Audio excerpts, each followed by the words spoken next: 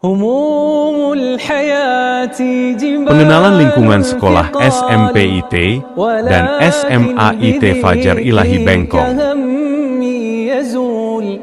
فعند الحديث عن المصطفى لساني وثغري صفي جميل لساني وثغري صفي جميل إذا اسود وجهي بليل الذنوب فعند Adab di WC.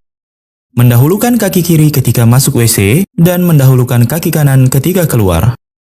Dalam masalah ini, tidak terdapat hadis sahih yang secara khusus menyebutkan disukainya mendahulukan kaki kiri ketika hendak masuk WC. Hanya saja, terdapat hadis Aisyah radhiyallahu anha. Ia berkata, Rasulullah shallallahu alaihi wasallam menyukai mendahulukan yang kanan pada setiap perkara yang baik.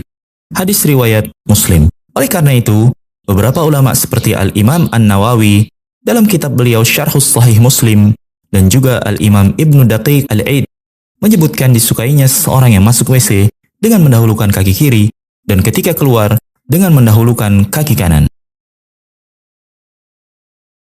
Kemudian, tidak membawa sesuatu yang terdapat padanya nama Allah. Sesuatu apapun yang terdapat padanya nama Allah Subhanahu wa Ta'ala, atau terdapat padanya ayat Al-Quran, atau terdapat padanya nama yang disandarkan kepada salah satu dari nama Allah Subhanahu wa Ta'ala, seperti Abdullah, Abdurrahman dan yang lainnya, maka tidak sepantasnya dimasukkan ke tempat yang buang hajat atau WC.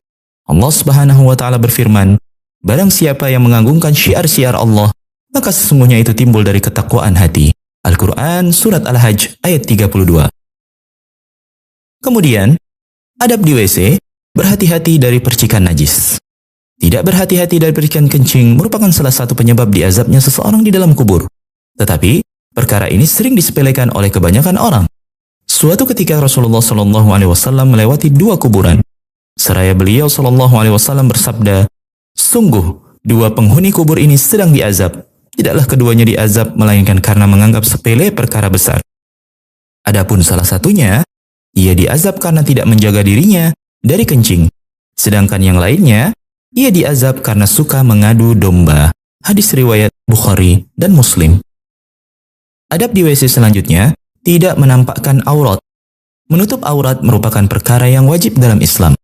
Oleh karena itu, Rasulullah SAW melarang seseorang dalam keadaan apapun, termasuk ketika buang hajat, untuk menampakkan auratnya di hadapan orang lain. Beliau SAW bersabda, apabila dua orang buang hajat, maka hendaklah keduanya saling menutup auratnya dari yang lain. Dan janganlah keduanya saling berbincang-bincang. Sesungguhnya Allah sangat murka dengan perbuatan tersebut. Hadis riwayat Ahmad disahihkan oleh Ibnu Sakan dan lain-lain. Adab di WC selanjutnya, tidak beristinja dengan tangan kanan. Rasulullah SAW melarang beristinja dengan tangan kanan. Sebagaimana sabda beliau SAW, janganlah seseorang di antara kalian memegang kemaluan dengan tangan kanannya ketika sedang kencing. Dan jangan pula cebok dengan tangan kanan. Hadis riwayat Bukhari dan Muslim. Assalamualaikum warahmatullahi wabarakatuh.